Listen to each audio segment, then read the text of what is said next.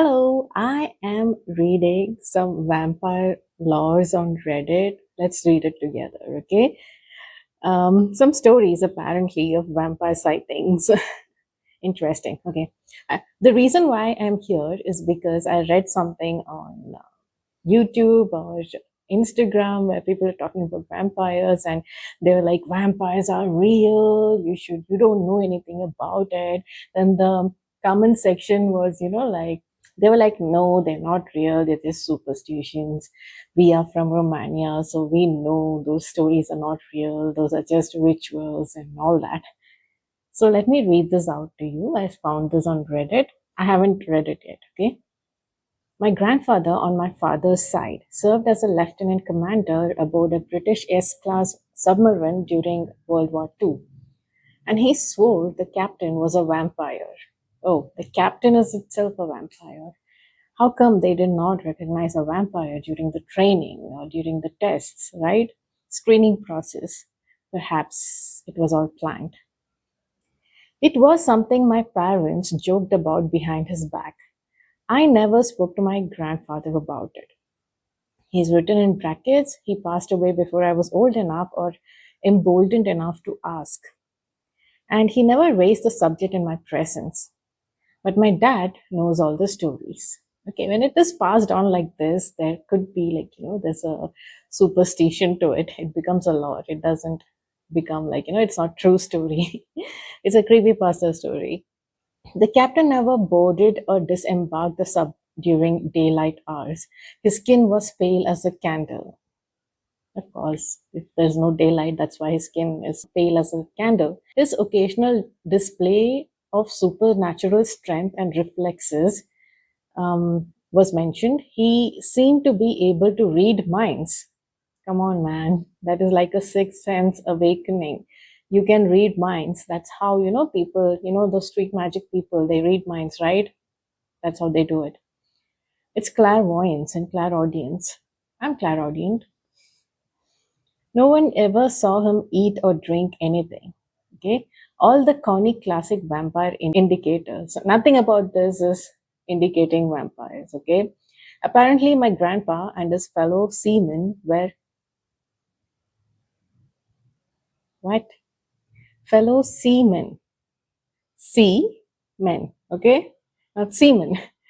SCAMEN, seamen, were even able to link the captain to various naval base disappearances too. But my dad doesn't remember the details of those stories. Of course, you need some stories there. You need a storyteller, otherwise, it's going to get boring, right? Anyway, no one took my grandfather seriously. But then, after he passed away in 1993, we were sifting through his belongings and we came across a black and white photograph of him in what appears to be the mess about the sub. He's standing in a long and cramped room with some other men, and they are all smiling for the photo. One of the men, however, is not smiling. He's very tall, very gaunt, and he appears to be annoyed. Just his personality, okay? When we found the photo, my dad said, ah, and here's Captain Dracula. This is like bullying, okay? And we all laughed and resumed going through Grandpa's things. The next day, my dad walked into the kitchen looking as pale as a ghost.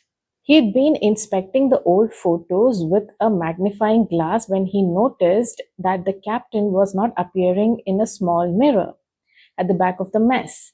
You can see the reflection of all the other men in the photo, but not the captain. He just isn't there.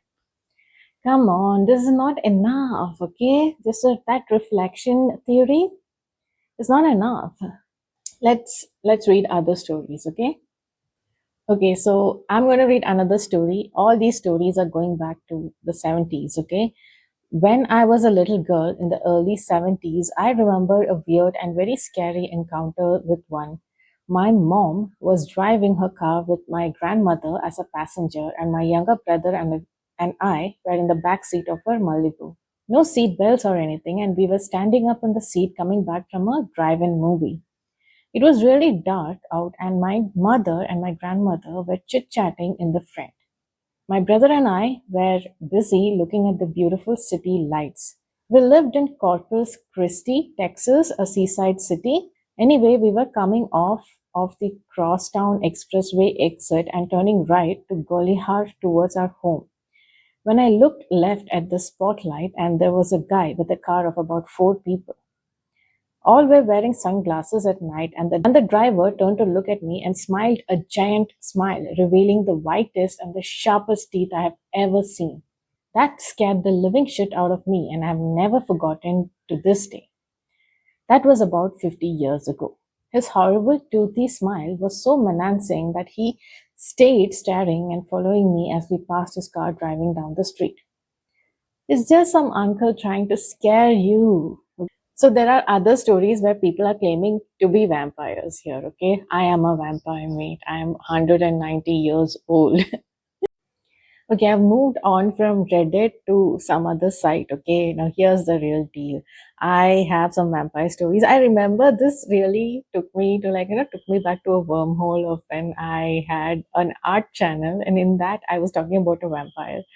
Um, I wonder, I have to go back and read about it. But let's look at these stories that has been recorded. Okay, the first one is the shoemaker of Breslau. Breslau, 1591. See, I don't know how to pronounce these words, the name of these countries or the cities or towns. So it's going to be, sometimes butchered, so don't mind it. This story might sound like cobblers, but it is apparently a real incident that took place in modern day Wrocław, Poland. Wrocław, okay, Poland. In September, modern day, in September 1591, a well-heeled shoemaker named Weinrichs cut his own throat. Come on, man. Weinrichs was buried the day after his death, and it wasn't long before his ghost was spotted walking around the town. The dead shoemaker was also reported getting into bed with people at night and gripping their arms and legs so firmly that he left bruises in the shape of fingers on their body. I think I remember saying the same story. Okay, I will put a link somewhere up here if you can find that video. After about 7 months, the local people, convinced they had a vampire on their hand, they exhumed Weinrich's body and found that it looked fresh and complete, with the skin tight like a drum. Maybe he wasn't dead, right? There was a rose-shaped mole on his foot, which was suspected of being a witch's mark. Oh. The body was taken out and reburied under some gallows. However, when the undead Vinci, what is your name? It's like a, okay, cannot speak ill of the dead, and especially this one. Wien Richius continued to terrorize the town. The body was brought up again and dismembered. Those who did the butchering remarked that his heart looked as good as that of a freshly slaughtered calf. Next, all the bits of the bootmaker were burnt and the ashes were cast into the river. What if they have learned how to survive in this world right now, right? They've become more, they've adapted, and their survival instincts are better. They know how to blend in, or they know how to not even appear in front of us, right? They could be anywhere, and there would be a world of their own, right? We don't know what is there in the forest, we don't know what is there under the sea, right? We don't know what is going on. Let's look at the next one, the Prowler of Pents, 1592. I hope that is the pronunciation. Pents. Just a year later, in a town not too far from Breslau, another vampire rose up. See, it's around the same time and around the same place. A long dignitary named a local, not long, a local dignitary named Johannes was severely injured on one day after being kicked in the privates and possibly the head too by a, do you think whoever wrote this has hidden some satire humor in between? Because the last guy's name was started with Ween something, and here we have this guy who is getting kicked in the privates, and possibly the head too by a lusty gelding. I don't know what a gelding is. Okay. After this, the wounded cunts. You see what I'm talking about? The wounded cunts. I'm telling you, whoever wrote this have a sick sense of humor and they've like decided to incorporate it here. You want vampire story? I will give you a vampire story. Read this. The wounded cunts began showing signs of delirium, leading to rumors that he was in league with the devil. While on his deathbed, a black cat burst into the room and pounced on the dying alderman. The frantic feline scratched Cunt's face to shreds. I think I've spoken about this story too. Let me find that video. Very soon after his burial, reports were going around the town that he had returned from the dead and was causing mischief. Hoof marks would show up in the snow after the vampire was spotted, and the fiend was accused of sexually assaulting a woman and tormenting the local vicar by squeezing him when he was in bed. Don't want to know more about that. In July 1592, after 5 months of terror by the undead Kunz, the townsfolk finally dug up the corpse. Kunz's body showed no signs of decomposition, and when his leg was cut with a blade, fresh blood poured out. The body was removed, dismembered, and burnt. My God, is it some kind of witchcraft that has been going on? The peasant vampire. One day in 1725, in the small village of, I'm not even going to say it, okay, somewhere in East Serbia, Kisili, Kisiljevo, a local peasant named Peter, finally a normal name, was buried in the village churchyard with the familiar ceremony of a Catholic funeral. Within 9 days of Peter being laid to rest, 9 locals had gone from healthy to dead. From youth to old, they all showed signs of nervous exhaustion. Every one of these 9 people stated outright of their deathbed that Peter was the sole reason they were dying. They all claimed that he had come into their bedroom at night as a vampire, sat on them, and then sucked from them their strength. It was also said that after his death, Peter went to his old family home and murdered his son by drinking his blood. My God. When Peter's grave was opened up in the presence of the whole village, the nails, the hair, and the beard had grown, and fresh blood was seen in the mouth. The body was then taken out, and a sharp wooden stake was driven through Peter's body. At this, blood was seen to spurt from his mouth and nose. See, all these old stories, like they sound a bit more real and creepy, and we don't know what exactly, like, if it is witchcraft or did was this person not dead? Was it some kind of a medical condition? We don't know that. The Monster of Medveda, 1726 to 1732. How many stories are there? Okay, there are 6 stories. Don't get bored, okay? We have the Monster of Medveda. Arnold was a young Serbian soldier who in about 1725 had returned to his home village of Medveda after a tour of duty in Greece. Paul told his wife-to-be that while serving in Greece, he had been attacked by a vampire. But he wasn't too worried about turning into a vampire himself because he had found the beast's grave and burnt it. Good for him. Brave fellow, right? However, a little while later, he was climbing up onto a hay wagon where he lost his footing, broke his neck, and died several days later. Oh my God.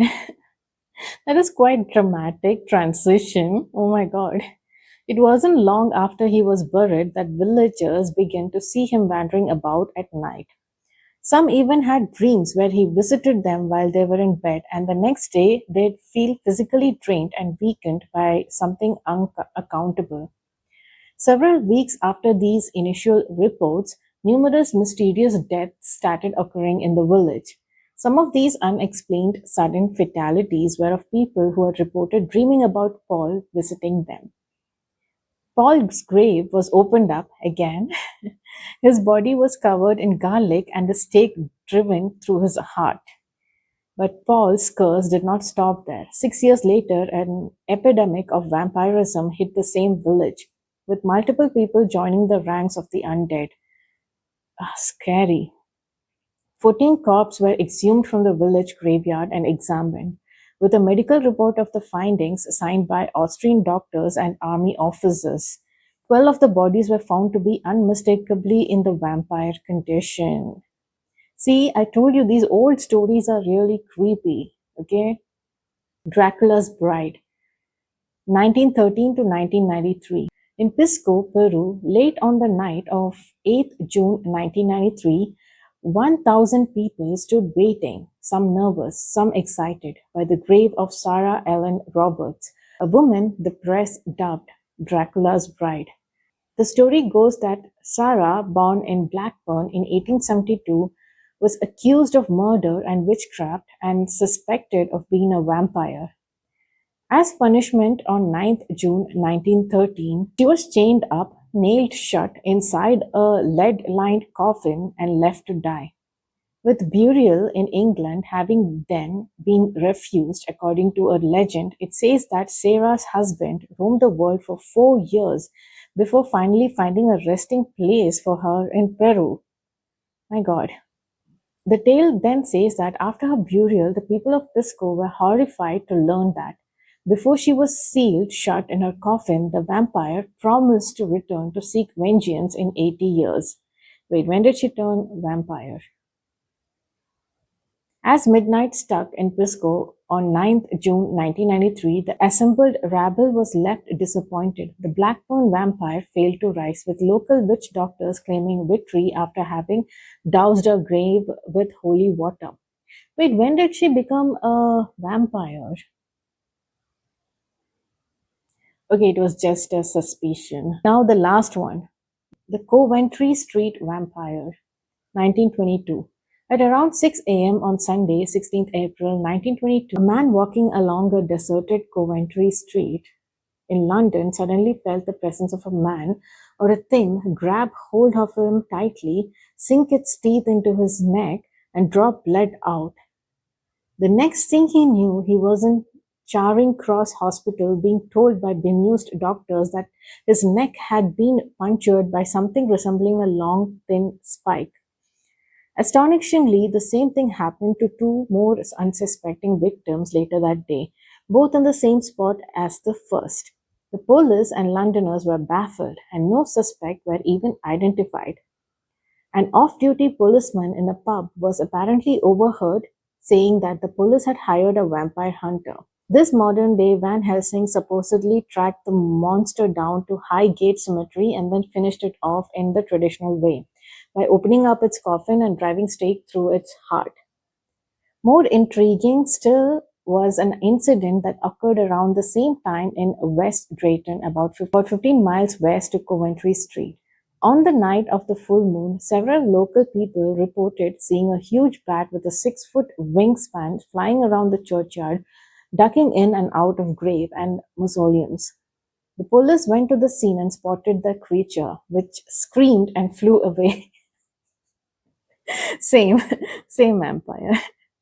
It is not known whether these two incidents were connected, but an old man in West Drayton remarked at the time that a vampire had been active there some 30 years before murdering a local woman by biting her neck and draining her blood. After April 1922, nothing more was heard of either the West Drayton bat or the Coventry Street vampire. Thank God, right? Talking about vampirism, I have a book. It's of course fiction about let me bring that book, here it is. Okay, there is a lore that Abraham Lincoln was a vampire hunter. Okay, so I bought this book. It was an interesting read. I liked it. Okay, yeah, you have to sniff, right? It was an interesting read. I liked it, and it also inspired me to create. Right, I painted this, and it is on my art channel. Perhaps channel is dead a long time back, so if I go back right now, it is going to look cringe. Perhaps if I find the video, I will. I think I have posted this here also, so I'll put up that video short here. Okay, I have done a better storytelling on that video, but you know, this is what it is. I'm tired now, I'm old now, that was long time ago. This is Fever Dreams 101. I was also updating my friend on this game that I was playing. It was like the simple game, okay, gardenscapes, but it keeps me. I like that game. I like that game a lot. And I was just updating my friend and showing her my garden and my house and my town and my dog and the fountain that I created and all that. So I put that clip here. I just want it here in this video for memory's sake, okay? So I'm going to put that up here. This is my virtual life. What are you saying, Mr. Bald Guy? You miss me? I missed you too. No, I did not miss you. That is just weird. Sometimes he just rage baits me, when I lose too many times. On a level, he just rage baits me. Wakey wakey. He's living my life. Okay, so look at this fountain that I built. Look at this fountain that I unlocked with my game skills. And I planted all these flowers around it. I have a dog, of course. I've named him Jasper. There are birds. And what is this guy doing? I have a friend, not a friend, a fellow gardener or someone whose name is Robin, and he looks exactly like my college friend Robin, and I don't talk to that guy anymore. Do you have a bacon? What? Great. What about mushroom? Got it. And anchovies? No? Okay. Whom are you talking to? Okay, fine. Look at my this fountain. This was the first fountain that I unlocked. Then I have a mailbox. Hi kiddo. This is my neighborhood. Okay. This is my town. This is my house. I've not seen the insides of it. I made this tree house and also the swing and the seating arrangement. Everything has been unlocked. The dog house. This is the extension that still needs to be unlocked. That's a lot of property. I feel like that's too much for me. Oh my god, look at this beautiful waterfall. Right? Are you my neighbor? Do you want to be my neighbor? Can I have neighbors here as friends? That would be so cool. What is all this place? That object can't be changed. Okay, don't change it. Oh, garden pass. The garden pass gives you access to special rewards. Okay, forget it. Okay, there is also other world. This man has come out. Never seen him come out like that. Look at those beautiful flowers. I keep forgetting to unmute my phone. I can't be the only one, right? No, man, you can't be the only one. Hello. I've done so much already. I'm just catching my breath. Sorry. Yes, right. Watering. I remember. I'm on my way. Hi, girlie. Hello. Hello, Missy. Have a good day. Have you lost, have you figured out I've lost my mind a little bit? Okay, yeah. So there is also another world from here, okay? I go to this, then I go into another magical world. I can't play because I don't have enough life of whatever that is, those thunder stuff. So I am in a magical world here too, where I need to unlock stuffs, collect gems, save people, and yeah, I'm in the foggy region here. Actually, this is the inside of another game. This is not where I started. I ended up here. It's like has a very good storytelling, and it shifts between these kids and that man, right? That man and his friends, and it started off with an accident. There's an accident, car accident, and they then start to explore this neighborhood, and those two are lost. Some clowns took them. Now we have to find them. This is all this is all to find them, unlocking all this to find where they are trapped, and we have to protect and save them. I also have other stages where I'm doing my business.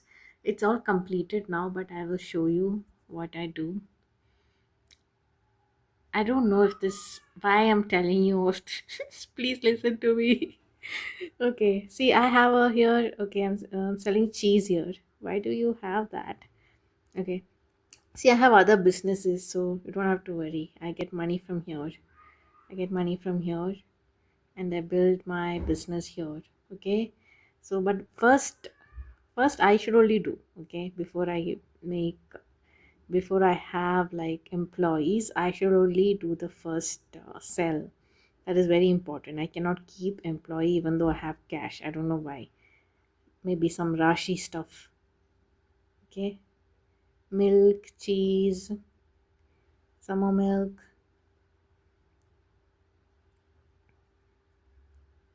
So I have to collect this cheese. You see how my business is blooming on the other side. Look at that, DJ. Look at that. Yeah, I sell. Then I still have to sell. Okay, fine. I think I have to build employees here first. Okay. I have money, so you get the point, right? That is, are you sure you want to quit the stage? Yes, I want to quit it. Yeah, so there is game inside the game. And I actually like this game. It makes me happy. So I wanted to share this with you. So, yeah, I also, here's an update that nobody asked for. I had a week long issue of explosive diarrhea. Okay, I was so exhausted. I was breaking into cold sweats and I was exhausted. I was feeling like I was about to faint while I was pooping. Okay, it was just waterfalls. And it was so exhausting. I couldn't eat anything. Then I took some medicine and it is better, but I had to be on a diet and I felt like eating so many things and I couldn't. So now I'm feeling better. I'm starting to eat normal food that I can have, and I'm starting to enjoy. The joy of normalcy is hitting. Everything that you eat on a daily basis, when you start eating it again, it feels like exquisite. Okay. So I'm feeling very exhausted. I thought I should eat some good food. So I'm going to make some dessert, right? I'm going to make good food. And you're like, you must be thinking, what is she making? Like, dessert. I'm saying dessert because I don't like eating pomegranates. So I decided, you know what, I will make a dessert and eat it that way, trick my mind. I'm going to be using custard. I'm going to be using pomegranate, banana, dates, moringa powder, and chia seeds, and badam, and I think I covered everything, right? I think so. Dark chocolate, which half I've already eaten. I finished it, but that with whatever is left, I'm going to make that. Okay, let's go. Okay, so I am planning to layer the dessert in this. Sorry about checking the camera.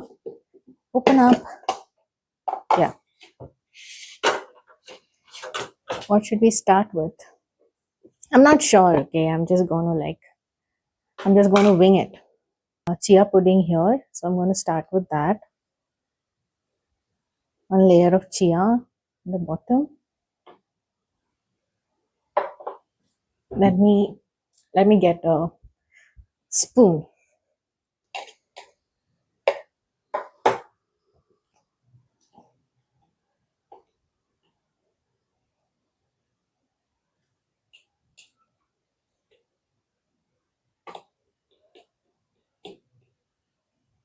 Now this is custard. Okay, that's why it's yellow. Now we're gonna use some moringa powder. Okay, done. I hope it tastes good. This green and the smell is making me feel like it may not taste that great, but I'm hopeful because we have other ingredients to balance this taste, right? So I have some dates here. I'm going to use that as sweetener.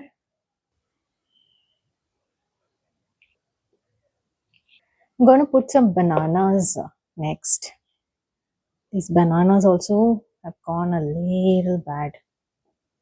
I hope it doesn't change the taste. It was fine. I tasted it. It was fine. No, I removed the bit that was going bad. I've been procrastinating doing this. I It's so bad. I'm actually very distracted. I got very distracted with whatever is happening, like with the protest and everything that is going on in our nation. I cannot digest the fact that people would support, people won't stand for humanity, for their personal reasons, they are refusing to support the students or the protest. They just want BJP in power. I don't get it. After seeing, after them being exposed, after seeing what kind of psycho mentality they are breeding right now, right? Okay, I forgot to tell you, this is dark chocolate, badam, and flaxseed. Lovely, isn't it? It feels like a lot. Next, I am going to add pomegranate.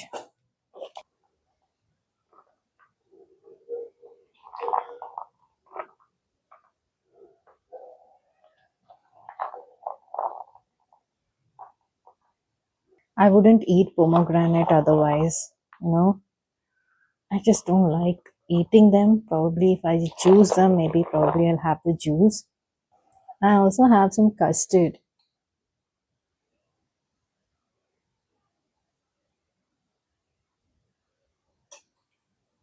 Whoops.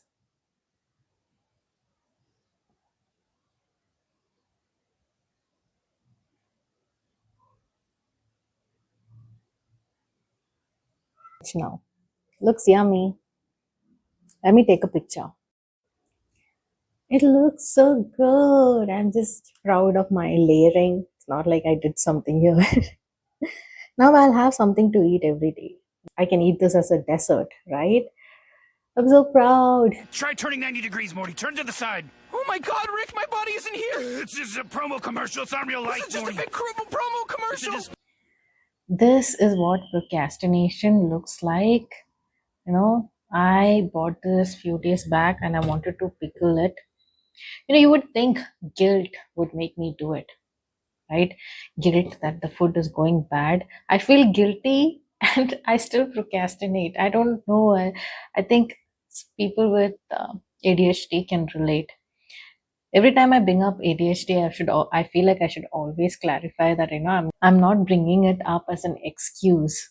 For my gut health, I wanted to make sure that I have some fermented food at home, something like kombucha or fermented veggies, something that I can have every day. So let's get started. Some of these have gone bad. I'm gonna remove that.